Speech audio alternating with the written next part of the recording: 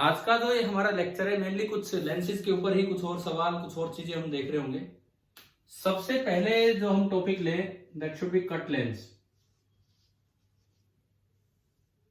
Means अगर lens को cut कर दिया जाए, किस तरह से लॉन्गिट्यूडिनली ट्रांसवर्सली किस तरह से कट किया है वो भी हम देखेंगे। अगर आपने लेंस को कट किया है तो उससे इमेज पे या किसी और चीज पे क्या फर्क पड़ने वाला है, ये वाली चीज हम इस लेक्चर में देख रहे होंगे। देखिए पहली बात, सपोज ये कोई लेंस है, इसने कोई इमेज बना रखी है। अब मेरा पहला सवाल ये है कि आपने यूं कट करके, ये कोई ऑब्जेक्ट था, दोबारा से यूं कट करके और आधा लेंस रख दिया, उतनी दूर जहां था उतनी दूर रख दिया इस तरह से। इसकी फोकल लेंथ थी एफ। ये जो पहला लेंस है इसकी फोकल लेंथ थी एफ। तो आपको ये बताना है कि मैं अगर कट करके रखता हूं तो फाइनली भी इमेज वहीं बनेगी जहां पहले थी या कहीं और बनेगी? वहीं बनेगी। वहीं बनेगी, ठीक है। उसकी शेप साइज पे कोई फर्क आएगा? बड़ा ऑब्जेक्ट है तो क्या इमेज उतनी बड़ी बनेगी जितनी पहले बन रही थी, या कुछ कम हो जाएगी? सेम बनेगी। अब बात आती है इंटेंसिटी। वहां जो इमेज बनी उसकी इंटेंसिटी पे फर्क पड़ेगा या नहीं? कम होगी, ज्यादा होगी, सेम रहेगी? कम होगी, क्योंकि आधे एरिया से लाइट जा रही है, आधे एरिया से लाइट वहां नहीं जा रही है। तो इसका मतलब इमेज की शेप एंड साइज सेम रहेगी, इंटेंसिटी आधी हो जाएगी। क्या लेंस की फोकल लेंथ पे कोई फर्क पड़ा है? नहीं पड़ा, ठीक है। दूसरी बात, अगर मान लो मैंने दोनों पीसेस को यूं रख दिया, शायद हो सकता है पहले डिस्कस भी हुए, मुझे अब इतना ध्यान नहीं है आपकी क्लास में लेंस कितना डिस्कस हुआ था। दोनों पीसेस को यूं रख दिया, अब बताओ फोकल लेंथ कितनी है? अगर इसकी फोकल लेंथ ऐसा है तो इस कॉम्बिनेशन की फोकल लेंथ कितनी है?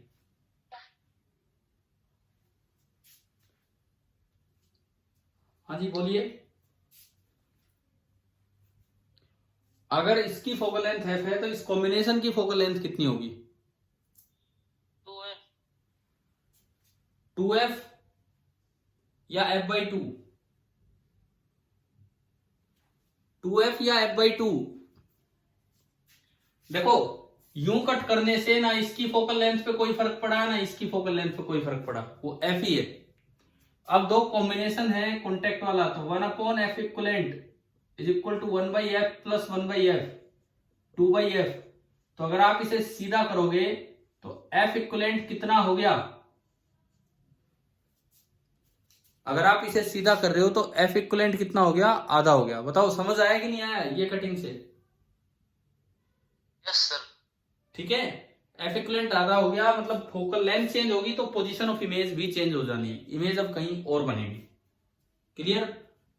अब मान लो सवाल यूं आ जाए कि मैंने इसको यूं रख दिया,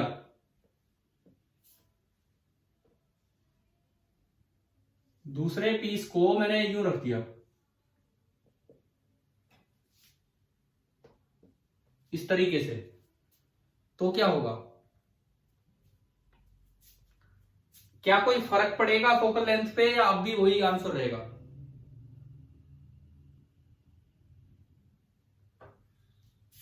देखो मैंने दूसरा पीस घुमा के रख दिया, क्या अब भी आंसर f/2 होगा या चेंज हो जाएगा, ये बताओ।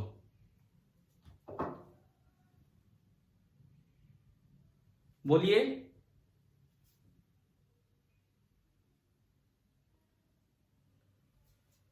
जवाब दीजिए कि अब भी आंसर f/2 होगा या चेंज हो जाएगा? चेंज। एक बच्चे ने आंसर भेजा चेंज होगा। कितना होगा तो बताओ, कैलकुलेट करके बताओ कि कितना होगा। अगर चेंज होगा तो कितना होगा?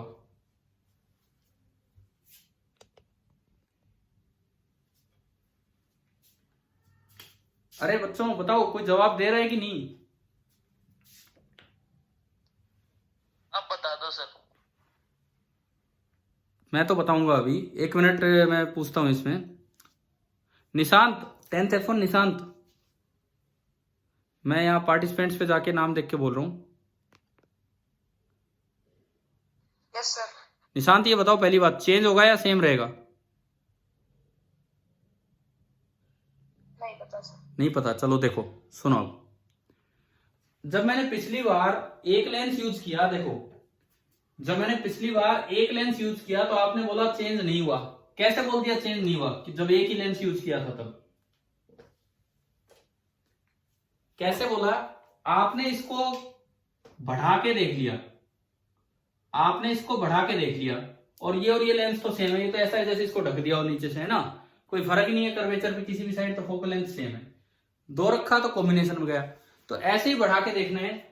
पहला लेंस तो ये दिया हुआ है और दूसरा लेंस आपको ना ये दिया हुआ है, ये इस तरह का कुछ है ना, ऐसे रखा है ना, उसको भी बढ़ाओ उसी तरीके से, जैसी उसकी शेप है उसके अकॉर्डिंग उसको भी बढ़ाओ। अब ये बताओ, ये दूसरा लेंस कॉनकेव टाइप बन गया कि कॉन्वेक्स टाइप? दूसरा जो लेंस बना वो बीच में से थिन है या बीच में से थिक है? थिन है, तो वो कॉनकेव। कॉनकेव की फोकल लेंथ पॉजिटिव होती है कि नेगेटिव होती है? Concave negative. तो वैसे तो इसका एफ ही लेते अगर हम सीधा रखते, परंतु इसको कॉनकेव बना दिया तो इसकी फोकल लेंथ हो जाएगी -f। अब आप निकालेंगे F equivalent, 1/f equivalent is equal to 1/f minus 1/f। कितना हो गया? 0। It means F equivalent tends to infinity. समझ आया क्या ये वाला क्वेश्चन? हाँ जी बोलो, क्लियर हुआ या नहीं? ठीक है, कभी भी पार्ट कट हो तो उसको एक बार आप अपनी तरफ से पूरा करके देख लिया करो। अच्छा अब मान लो, ठीक है, ये वाली कटिंग होगी।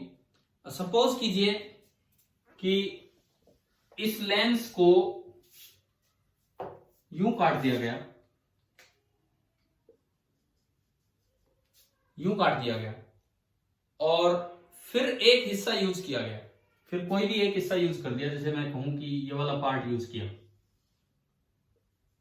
अब बताओ इमेज वही बनेगी कि अलग जगह बनेगी? सेम। मतलब पहले मैं इस पे आऊं, क्या फोकल लेंथ चेंज हुई है या सेम है? ये हिस्सा स्ट्रेट हो, सेम कैसे भाई बताओ, सेम कैसे?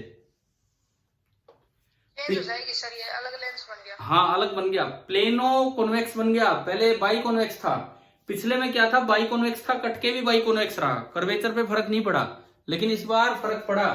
तो आप कैसे निकालोगे? सुनो, सपोज ये आर, ये भी आर, ये -r होगा, इधर बाई कॉन्वेक्स था, तो 1/f आपने लिखा, n लेंस अपॉन सराउंडिंग 1 मान लो, -1 into 1/r minus 1/-r। Lens maker formula याद है जो मैं लगा रहा हूं यहाँ पे? सर ठीक है, तो 1/f आ गया n लेंस -1 इंटू 2/r। ठीक है जी। अब उधर आओ, ये साइड तो इनफाइनाइट रेडियस की बनेगी, प्लेन साइड, और उसका वही रहेगा -r। तो आपने 1/f' निकाला, 1/f' n lens -1 1/∞ minus 1/-r। तो 1/f' आ गया n lens -1 into 1/r। Compare करो इन दोनों को, इन दोनों को कंपेयर करो। n लेंस अपॉन 1/r की जगह में अगर ये रख दूं 1/f', तो 1/f बराबर बना 1/f' और ऊपर आपका है 2। समझ में आ रहा है? यहां से क्या किया मैंने, ये पूरी वैल्यू उठा के यहां रख दी, 2 एक्स्ट्रा रह गए, है ना। तो यहां से अगर आप देखो क्रॉस मल्टीप्लाई करके, तो f' कितना हो गया? 2f। फोकल लेंथ चेंज हो गई, समझ में आया? f' आपका हो गया 2f, तो फोकल लेंथ इसमें चेंज हो गई है। क्लियर हुआ कि नहीं हुआ बताओ? Yes sir. ठीक है, अब बात ये आती है कि पोजीशन तो चेंज होगी क्योंकि फोकल लेंथ चेंज होगी, क्या इंटेंसिटी पे फर्क पड़ना है इस बार कि नहीं? क्या इस बार एरिया चेंज हुआ है इसका? एरिया पूरा है, लेंस उतना ही एरिया का बन रहा है, तो इंटेंसिटी पे कोई खास फर्क नहीं पड़ेगा, इंटेंसिटी ऑलमोस्ट सेम रहेगी। पिछली बार इंटेंसिटी पे बहुत फर्क पड़ा था। क्या ये आगे समझ में यहां तक? ठीक है। Yes sir. अच्छा अब सुनो, आगे बढ़ो। कट लेंसेज में, कट लेंस के बाद अगली चीज मैं बताता हूं। ये कोई टॉपिक नहीं, अलग से ऐसे सवाल आ जाते हैं तो वही हम डिस्कस कर रहे हैं। मान लीजिए कभी ये हो कि एक लेंस है, वो कई अलग अलग रिफ्रैक्टिव इंडेक्स के मीडियम से बना है। ये कोई लेंस है, इसका रिफ्रैक्टिव इंडेक्स इतने पार्ट का है n1, इतने पार्ट का है n2, इतने पार्ट का है n3, इतने पार्ट का रिफ्रैक्टिव इंडेक्स n4 और इतने पार्ट का n5।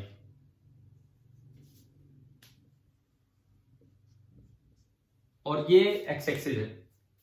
अब देखिए यहां कहीं ऑब्जेक्ट रखा है, बताओ कितनी इमेज बनेगी या एक ही इमेज बनेगी? 8 5। 5 5 बनेगी, बिल्कुल सही है। कैसे 5 क्यों बनेगी, इसका कारण? 5 अलग अलग लेंसेज है। 5 अलग अलग फोकल लेंथ बनेगी। इसकी focal length 1/f1 is equal to n1 minus 1। हाँ रेडियस सेम है, 1/r माइनस 1/-r। ऐसे ही f2, ऐसे ही f3, f4 एंड f5। अब आप बार बार 5 बार, ये कुछ डिस्टेंस है उससे u आपने लिख लिया -x। अब आप 5 बार लेंस इक्वेशन लगाओगे, 1/v minus 1/u equal to 1/f1, 8 बार f2, 8 बार f3। इसका मतलब ये है कि एक लेंस की जितनी लेयर्स होती हैं अलग अलग डिफरेंट रिफ्रैक्टिव इंडिसेस की, उतनी ही इमेज वो लेंस वहां पे बना देता है। ठीक है, ये बात समझ आ गई है ना? ये 5 है तो 5 ही इमेज यहां पे बनेंगी। चलो ये तो आपको पता भी था, ऑलमोस्ट आपको क्लियर था ये वाला पॉइंट। क्या कोई डाउट था इसमें, बताओ? हाँ भाई, इसमें कोई डाउट है क्या किसी को? 5 इमेज क्यों बनी है? यहां हम आगे बढ़ेंगे। ठीक है, आगे बढ़ते हैं हम इसके बाद। देखो एक क्वेश्चन लेते हैं। एक बच्चा जैसे यूं कह रहा था कि सर थोड़ा प्रिज्म भी पढ़ा दो। अब ऐसा है कोई स्टैंडर्ड टॉपिक अलग से तो नहीं, हम बीच बीच में अलग अलग तरह के टॉपिक्स लेके इन क्वेश्चन से कवर करते चलेंगे। प्रिज्म एक बड़ा इंपॉर्टेंट टॉपिक है आप लोगों के लिए, आप लोगों के लेवल पे ये लगा लो तो इन पे जरूर कोई ना कोई सवाल आने के चांसेस रहते ही रहते हैं। किसी भी तरह का क्वेश्चन आ सकता है। जैसे मान लो मैं एक सवाल लूं कि एक आइसोसेल्स प्रिज्म आपको दिया गया है और उसकी एक फेस की सिल्वरिंग कर रखी है। सिल्वरिंग का क्या मतलब होता है? मिरर। हाँ मिरर। मिरर प्लेन नहीं, मिरर है वो। प्लेन हो चाहे कैसा भी हो, यहां प्लेन बनेगा क्योंकि ये इस तरह का है। This is isosceles silvered mirror prism, ये है। और अगर मैं इसको नाम दूं ए बी एंड सी, ये इसका नाम है। अब देखो जो ए बी जो रिफ्रैक्टिंग फेस है उस पे एक रे आती है और नॉर्मली आके टकराती है। ए बी रिफ्रैक्टिंग फेस पे कोई एक रे आई और बिल्कुल परपेंडिकुलरली नॉर्मली आके इंसिडेंट हुई, ये है। अब इसमें लिखा है कि दो रिफ्लेक्शन के बाद वो रे बेस पे परपेंडिकुलर आके टकराती है, तो आपको एंगल ऑफ प्रिज्म बताना है कितना है। सवाल ये है कि आफ्टर 2 रिफ्लेक्शंस, मैं यहां लिख देता हूं,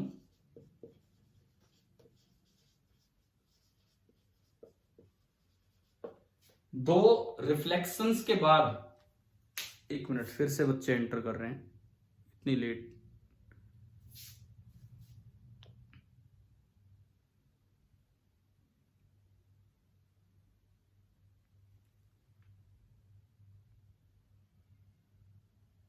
देखिए आफ्टर 2 रिफ्लेक्शंस द रे emerges from the base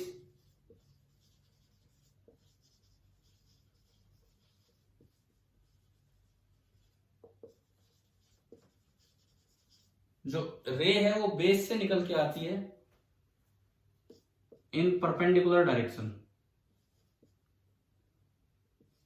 base के परपेंडिकुलर डायरेक्शन में निकल के आती है। तो आपको बताना है कि find the angle of prism. Find the angle of prism, ये है सवाल, ये क्वेश्चन है। मतलब इस तरह के सवाल आपके एनटीसी में या कहीं भी मतलब इस टाइप की चीजें पूछी जा सकती हैं। तो 10th में भी 12th में भी दोनों क्लासेज में इस तरह के क्वेश्चन आ सकते हैं। कर रहे हो, ट्राई कर रहे हो इसको? मैंने सवाल लिखने से पहले आपको बता दिया था क्या है सवाल, आप कीजिए ट्राई।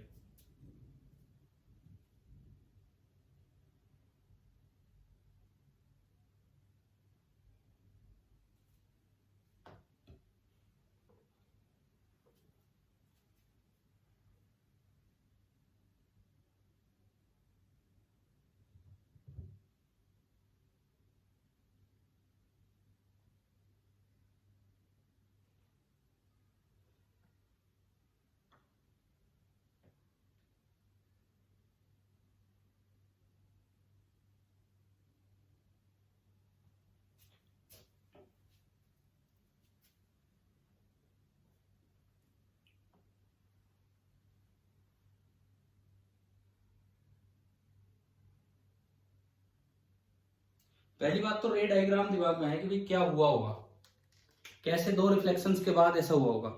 सबसे पहली बात तो हमारा रे डायग्राम बने तब भी सवाल आगे जा पाएगा। हाँ जी, डायग्राम बन गया आपका?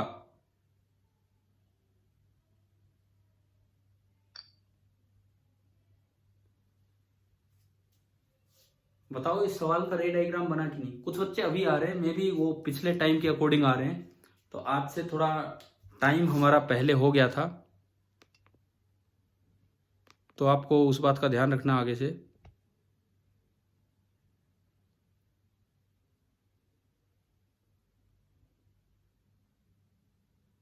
हाँ भाई, रे डायग्राम कैसे बनेगा? लो पहले तो हम रे डायग्राम कंप्लीट करें। ये फर्स्ट रे नॉर्मली इंसिडेंट है, तो क्या यहाँ कोई फर्क होगा कि नहीं होगा बताओ? नहीं होगा। नहीं होगा। नहीं होगा सर। ये रे तो सीधी जाएगी यूं गई, एक रिफ्लेक्शन हुआ। अब क्या बोला इसने, दो रिफ्लेक्शंस होने, तो यहां आपने एक नॉर्मल बनाया, यहां आपने एक नॉर्मल बनाया क्योंकि उधर मिरर है, उधर मिरर है, और इतने ही एंगल पे ये रे रिफ्लेक्ट होके इधर आई, ऐसे सेम उतने ही एंगल पे ये रे रिफ्लेक्ट होके इधर आती है यूं। अब क्यों होगा रिफ्लेक्शन? सवाल में बोला है अब रिफ्लेक्शन हो रहा है, अब क्यों होगा रिफ्लेक्शन? बताओ अब रिफ्लेक्शन क्यों होगा यहां पे आने के बाद? क्या क्या दोबारा बोलो। अब तो बाहर निकलनी चाहिए रे, टीआईआर हो जाएगा, बिल्कुल सही है, टीआईआर होगा, एंगल क्रिटिकल एंगल से बड़ा होगा। आपने नॉर्मल डाला, एक ज्योमेट्री का पॉइंट ये है कि ये नॉर्मल इसके पैरेलल है क्योंकि ये भी नॉर्मल है रे, और यहां से जब ये रे रिफ्लेक्ट होके चलेगी, तो यहां से जब ये रे रिफ्लेक्ट होके चलेगी तो ये यूं आएगी और ये यहां से निकली है। अभी बताओ क्या रे डायग्राम आपको समझ आ गया है कि नहीं? Yes sir. ठीक है, तो अब आपको ये बताना है अगर ये रे डायग्राम है तो ये एंगल कितना होगा, एंगल ऑफ प्रिज्म कितना होगा, ये जो ए ऊपर है ये।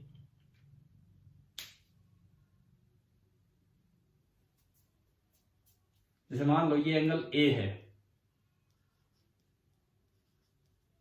ये थीटा है, ये थीटा है। एक ट्राइंगल के तीनों एंगल्स का सम कितना होता है? 180 डिग्री। तो एक तो मेरे पास रिलेशन ये बना a plus 2 theta is equal to 180 degree. अब a और थीटा दो वेरिएबल है तो दो इक्वेशन चाहिए, तो a और थीटा में और इक्वेशन में कहां से लेके आऊं? एक सिंगल इक्वेशन अगर और आ जाती है a और थीटा में, बताओ क्या?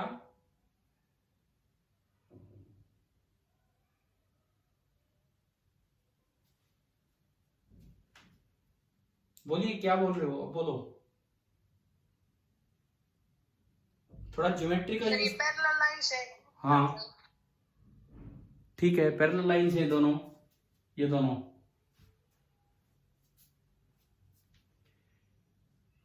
ये एंगल 90 है, ये पूरा एंगल भी आपका 90 है। आगे बोलो निशांत, आप बोल रहे हो तो या जो भी और बोल रहे हैं।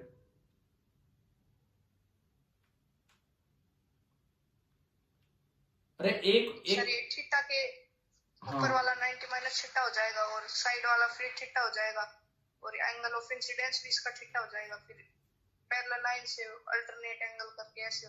ठीक है, तो हाँ आप जी। आंसर निकाल के बताओ क्या आ रहा है।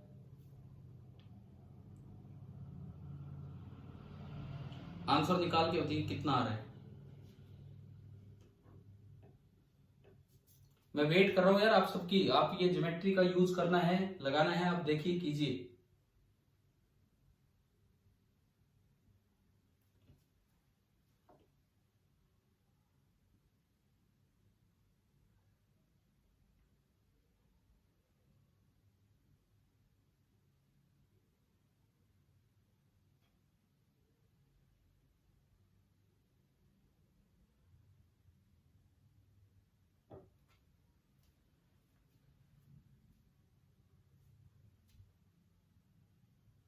बताओ भी बताओ।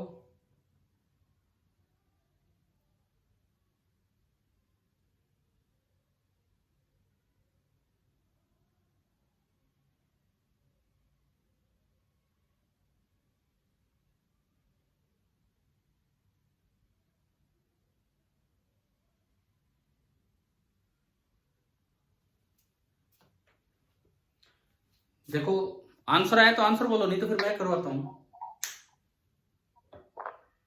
एंगल ऑफ कितना 36 सही है। ठीक है, किस किस का आ गया 36 डिग्री, नाम बोलना अपना नाम। चलो ठीक है, देखो देखो अब इधर देखो, ये एंगल थीटा, ये 90, तो ये कितना बचा इस ट्राइंगल में, ये थीटा, ये नॉर्मली निकली 90, तो ये कितना बचा 90 माइनस थीटा।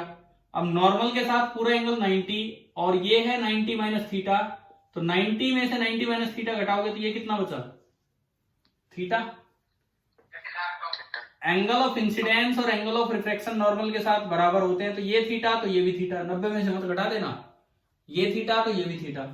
अच्छा ये पूरा नॉर्मल है, ये नॉर्मल है, ये थीटा, तो ये बचा 90 माइनस थीटा, ये 90, ये 90 माइनस थीटा, तो इस ट्राइंगल के तीनों एंगल्स का सम 180 करोगे तो ये पूरा कितना हो गया, पूरा थीटा, पूरा थीटा हुआ।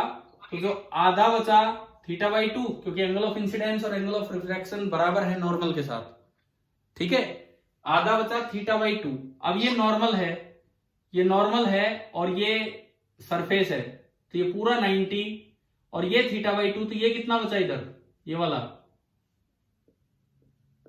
90 माइनस थीटा बाई 2, ये भी 90, तो इन दोनों का सम भी 90 आना चाहिए। तो मतलब a plus 90 minus theta by 2 should be equal to 90 degree, ये कैंसिल हो गया, और you can say theta by 2 is equal to a और theta is equal to 2a। तो आप थीटा की जगह 2a रख दो क्योंकि मुझे a निकालना है, तो a plus 4a that is equal to 180 degree, 5a this implies 5a is equal to 180 degree, तो a कितना आ गया 180 डिग्री बाई 5, 36 डिग्री। अब देखो इसमें कहने को तो प्रिज्म था, प्रिज्म था, TIR भी हुआ, लेकिन क्या सिंपल ज्योमेट्री, क्या सिंपल ज्योमेट्री और सिंपल रिफ्लेक्शन से सोल्व हो गया कि नहीं बताओ।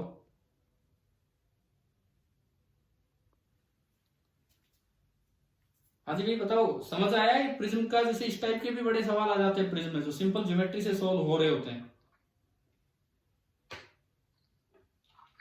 क्लियर हो गया सभी को कि नहीं। Yes sir. ठीक है, इसमें देखो अब जैसे प्रिज्म में एक और टाइप का क्वेश्चन हम लेते हैं। मान लीजिए एक प्रिज्म है जो ऑब्ट्यूस एंगल्ड प्रिज्म है और बड़ा खतरनाक ऑब्ट्यूस एंगल है, 178 डिग्री उसका एपेक्स एंगल है, उसका जो एपेक्स एंगल है दैट इज 178 डिग्री। इस तरह का कोई प्रिज्म आपको दे दिया,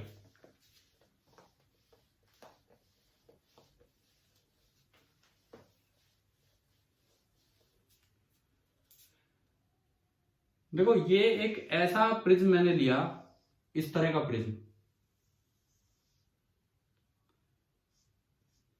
ये एंगल है 178 डिग्री। ये थिन प्रिज्म की कैटेगरी में आता है, थिक प्रिज्म की कैटेगरी में आता है?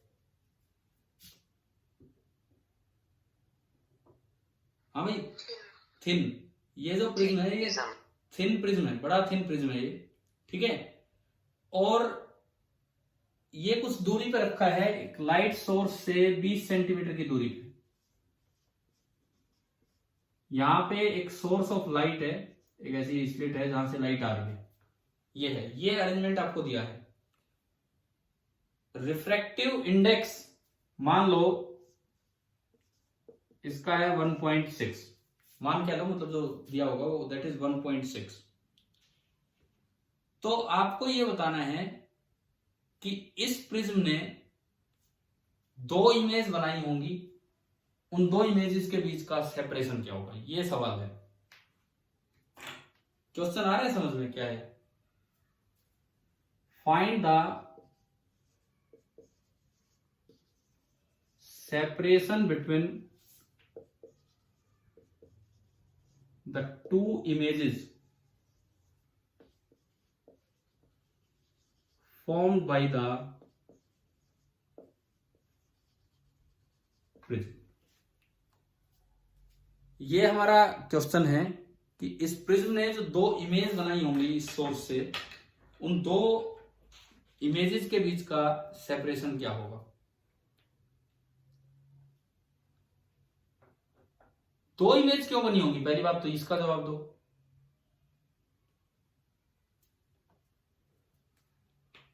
क्या आपको ये प्रिज्म 2 थिन प्रिज्म की तरह विजुअलाइज हो रहा है कि नहीं? हाँ भाई, क्या आप इस प्रिज्म को 2 थिन प्रिज्म्स की तरह देख पा रहे हो कि नहीं, बताओ। ये बताना, ये एंगल कितना है और ये एंगल कितना है, आइसोसेलेस प्रिज्म है। Yes sir. कितने कितने एंगल हैं ऊपर और नीचे वाले, जो एपेक्स एंगल का काम करेंगे, बताओ। ऊपर वाला एंगल और नीचे वाला एंगल दोनों हैं कितने? 1। हाँ जी, 1 डिग्री एंड 1 डिग्री। तो ये एक तरह से हमारे लिए 2 थिन प्रिज्म हो गए। एक ऊपर रखा हुआ है, एक थिन प्रिज्म ऊपर रखा हुआ है और एक थिन प्रिज्म नीचे रखा हुआ है। तो 2 इमेज बनेंगी इन 2 थिन प्रिज्म से, एक ऊपर बनेगी एक्सिस से और एक एक्सिस से नीचे बनेगी। तो आपको ये बताना है कि भाई उनके बीच का सेपरेशन क्या होगा, ये आपको बताना है। थोड़ा सा मैंने आइडिया दिया है कि किस तरह से स्टार्ट होना है। अब बताओ क्या करें आगे।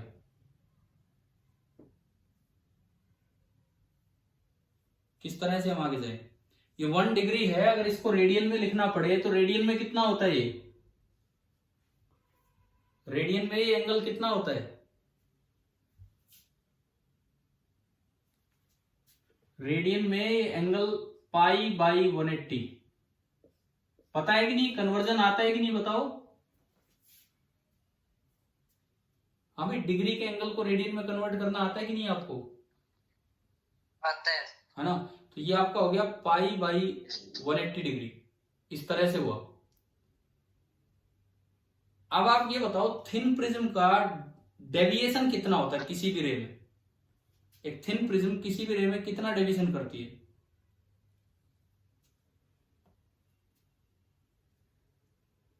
Deviation produced by a thin prism कितना होता है, बोलो यार, कुछ तो फॉर्मूले बोलो आप। क्या ये पढ़ा है क्या? n-1 into apex angle, alpha बोल दिया कि ए बोल दिया, जो भी बोला उसे बताइए। क्या ये फॉर्मूला हमने पढ़ रखा है कि deviation produced by thin prism is n-1 into alpha या n-1 इंटू ए? हाँ जी भाई बच्चों, देखो इतना टाइम मत लगाओ, आप कम से कम ये बताओ ये फॉर्मूला पढ़ाया हुआ है कि नहीं।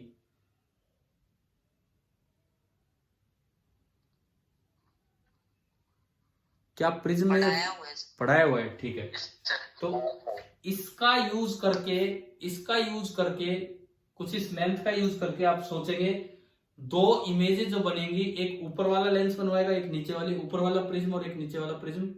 आपको ये बताना है कि उनके बीच की सेपरेशन कितनी होगी। मैं आपको आंसर दे देता हूं, ठीक है, करेंगे आप ट्राई ये। क्वेश्चन अगली क्लास के लिए।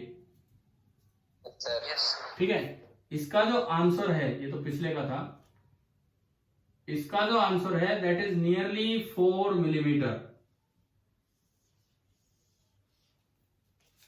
ये जो दो इमेजेस बनेंगी, इसका जो आंसर होगा that will be nearly 4 mm। ठीक है, आप करना ये ट्राई। अब ये बताओ कितनी देर होगी हमारी मीटिंग को, कितना टाइम बचा है? 35 मिनट। कितना हो गए? 7 मिनट। 7 मिनट बचे हैं। ठीक है, चलिए ये वाला क्वेश्चन तो आप ट्राई करेंगे अगली क्लास। क्या क्या क्या? दोबारा बोलो। 5 मिनट बचे हैं। ठीक है, कोई बात नहीं। अब ये बताओ, आज का जो लेक्चर था, कभी हम कट लेंस पे गए, अलग दो तरह से कटिंग की, फिर हम प्रिज्म पे आए। पहला वो सवाल लिया जिसमें प्रिज्म के नाम था और TIR हुआ, और लेकिन ज्योमेट्री और रिफ्लेक्शन से हो गया। फिर एक सवाल लिया जो आपको करने के लिए दिया, ऑलमोस्ट मैंने आइडिया दिया क्या फॉर्मूले लगने क्या नहीं, जो आप अभी ट्राई करेंगे। क्या ये लेक्चर समझ आ गया पूरा? श्याम वाला जो लेक्चर है, ठीक है।